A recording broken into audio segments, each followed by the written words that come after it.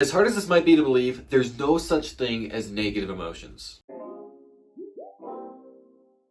There's no such thing as negative emotions. That's because emotions are actually just data. They're there to inform us how we're doing in our interactions with the world around us. So the emotions that we tend to perceive as negative, we perceive as negative because the data they are presenting to us is negative data. But the emotion itself isn't negative because the emotion is doing its job properly. Hear what I'm saying here, because I'm not saying that it's okay to dwell on these emotions that we historically consider to be negative, because over dwelling on any emotion can be detrimental for you, just like under experiencing an emotion can be detrimental for you. The appropriate way to interact with your emotions is to identify them, map them to the data that they are telling you about the world, and then use that to inform your decisions. Because all that emotions are actually doing is giving us data on how we are doing within the world around us, within our greater context. And when we realize that, then we realize that we can actually just use any emotion we feel, whether or not we tend to assign it as negative or positive, doesn't matter, because what it's actually doing is giving us valuable information that we can use and utilize to determine what we should do next. And it's for this very reason that emotions do not get the right to dictate our actions, but they do get the right to inform our actions, because they're giving us data about how we're doing in our standing in the world around us.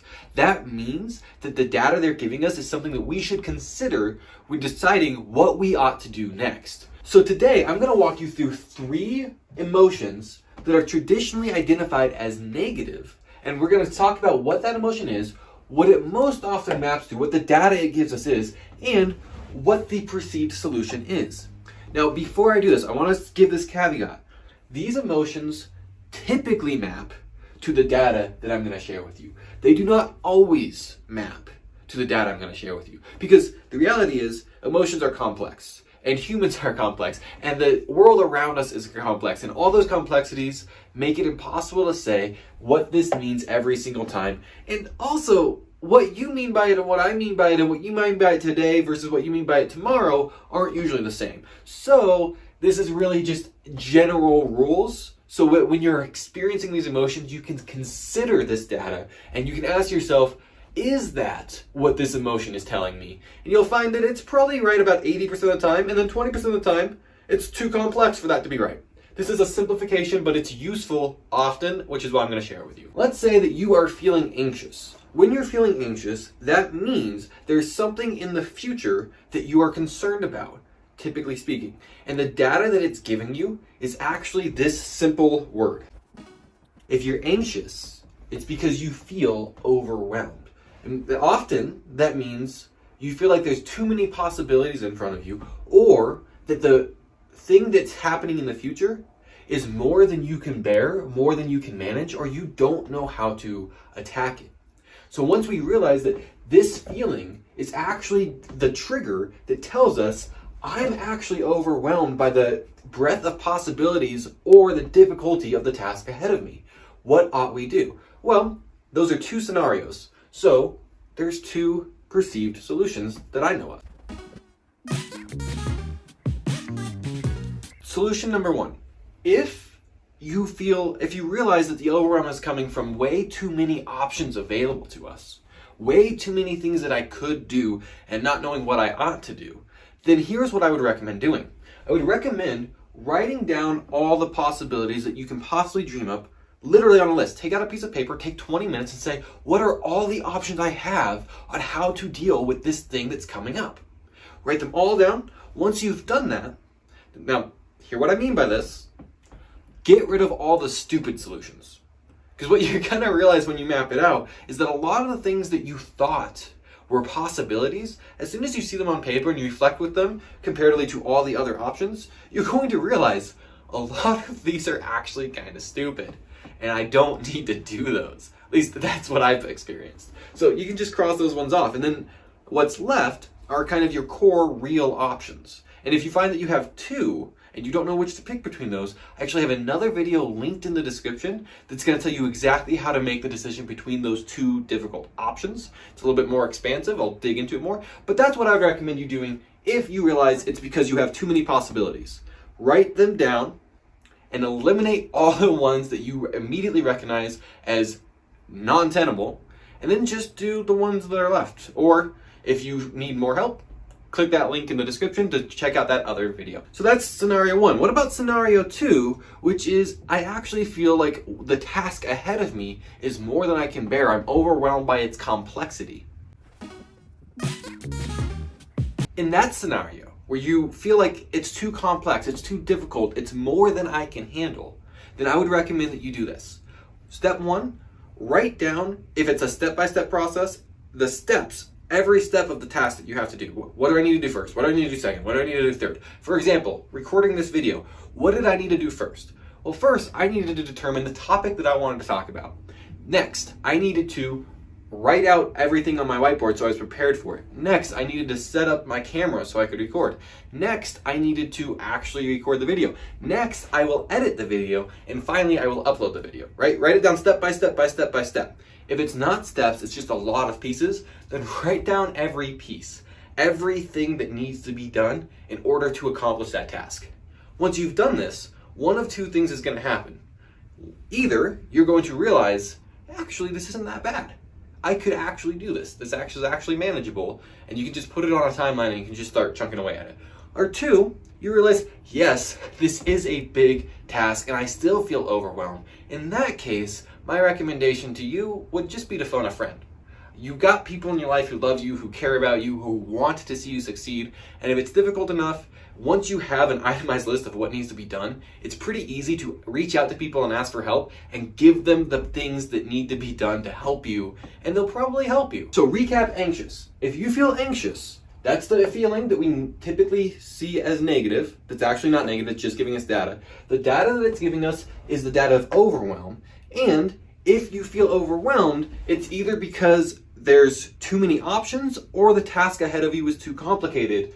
If it's too many options, then narrow down your options. If it's too complicated, then phone a friend. Next, depressed. Now I want to be very clear before I talk about this because this is to me a very hot button topic. I'm saying the emotion that we equate with depressed. I'm not talking about actually being clinically depressed. Oftentimes people will say, I feel depressed without actually being depressed. And I'm talking about that feeling of depressed, not the actual clinically depressed. If you're actually clinically depressed, I've actually suffered from this in my past and I've went through therapy to help with it, and I would just recommend that you go through therapy. Because if you're actually depressed, what I'm gonna share here isn't gonna help. If you have the emotion that we often say is feeling depressed, then that's what I'm talking about right now. The emotion that is often identified as negative that we like to call feeling depressed is usually mapping to us this feeling of despair. Despair, by the way, really just means lack of options. If you have the feeling of depressed, then in that moment, for whatever reason, whatever the context is around you in your life, what's probably the case is you feel like you have a lack of options available to you. And so, what is our solution to feeling a lack of options? Learn. And I mean learn anything. It could be the case that you feel a lack of options towards something particular because you don't know about that particular, so you need to study that particular. And it could be that that you feel a lack of options and you feel helpless and there's nothing that you can do, so that you could just take your free time and go learn something new. And in my experience, and this is, by the way, just my experience, choosing to take that emotion as a trigger for I should go learn something new, and that could be through YouTube, that could be through an online course, that could be through books, that could be through going to community college, whatever it is, just deciding to go learn a new skill as a result of this trigger, in my experience, is one of the fastest and most reliable ways to get out of that feeling and move forward. And as an added bonus, now you have some new skills and some new knowledge. So it's a win-win-win. And finally, fear. Fear, we like to word it in several different ways. Sometimes fear is I'm scared of something. Sometimes it's I'm nervous. But when we experience what we usually call a negative emotion that we identify as fear, that is always telling us, in my experience, is always telling us one core thing. It's giving us one clear piece of data, and that is I'm being pushed outside of my comfort zone. Fear is almost always the data of I'm being pushed outside my comfort zone. Either right now or in the future, I'm being asked to step outside of my comfort zone. Let me give you a real example from my life that I experienced literally this week. I run a marketing agency. My marketing agency runs Facebook ads and Google ads for myself and for my clients. I've been doing this for about 5 years, but I've never ran a video ad. And it's interesting because I have several YouTube channels, and I also help my clients with YouTube channels, and I like making videos like this one, but I've never made a video ad. Why is that? Well, one, because videos are harder to make and edit and test and modify than images. If an image doesn't work, I can literally change the color of the background and see if that does anything different. Very easy to test quickly. If the video doesn't work, I have to refilm a video, right? So that's one. Two, I don't know nearly as much about what makes video ads convert as I do about how to write copy, how to create a creative image. So there's this lack of knowledge and this concern about how difficult testing is that when combined make me uncomfortable running video ads. So this week I ran a video ad. And why did I do that? Well, that's going to be the answer over here is why I did that. But that's the experience I had, and I recognized fundamentally I was afraid to do it because it was asking me to step outside of my comfort zone. A lot of things I don't know, a lot of things I don't understand. And over here are things I do know and I understand and I'm good at. So why would I go over there? I don't want to go over there. Right? Fear is the experience of feeling as though we are either right now or in the future being asked or forced to step outside of our comfort zone. So what do we do about that? Well, let's recognize why that becomes fear in the first place. That is because, for the most part, for most of human history, and in most scenarios today still, when you're asked to step outside of your comfort zone, the potential risk is death. This is a survival instinct that's here to protect us so that we don't end up dying before we're supposed to. Right? That's why we want to stay in our comfort zones, because our comfort zones are safe and anything outside of our comfort zone is potentially deadly. But here's the catch on that. At the same time, all growth occurs outside of the comfort zone. So if we want to grow, we have to step outside of our comfort zone. But stepping outside the comfort zone is dangerous. So, knowing those two facts, what do we do when we feel the emotion of fear?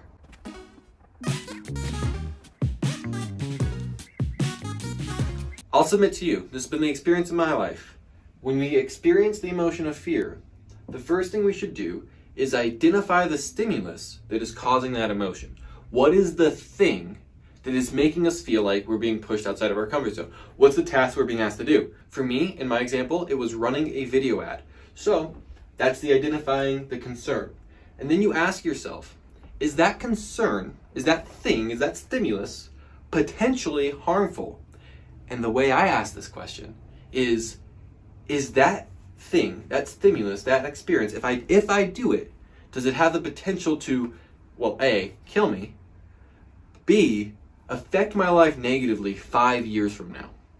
That's the way I ask. And then once I've identified yes or no, then we move to step two.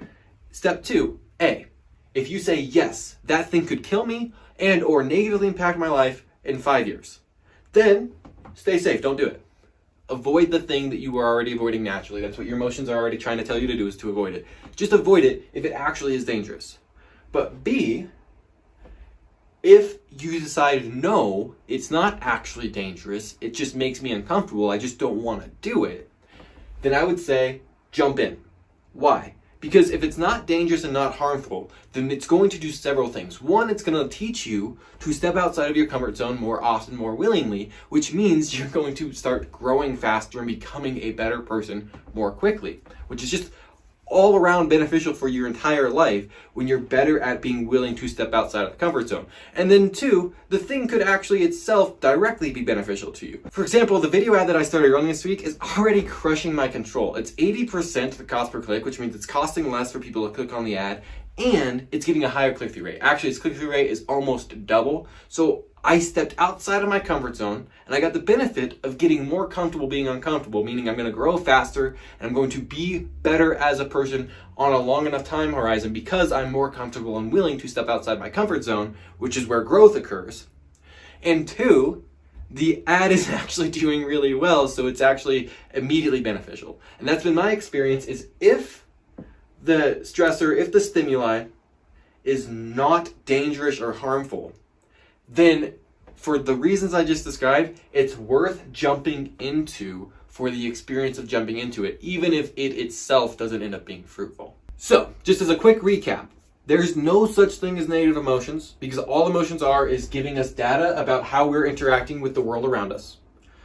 And the emotions that we typically identify as negative, we identify as negative because the data that they are giving us is negative data. But as soon as we can identify what that data is, then that can inform our decisions, and then we can act accordingly. Meaning that our emotions do not have the right to dictate our actions, but our emotions do inform our actions, and then we modify the decisions we make based on understanding what these traditionally perceived as negative emotions are actually telling us about the world. That's what I got for you guys today. Love you so much. See you soon. God bless.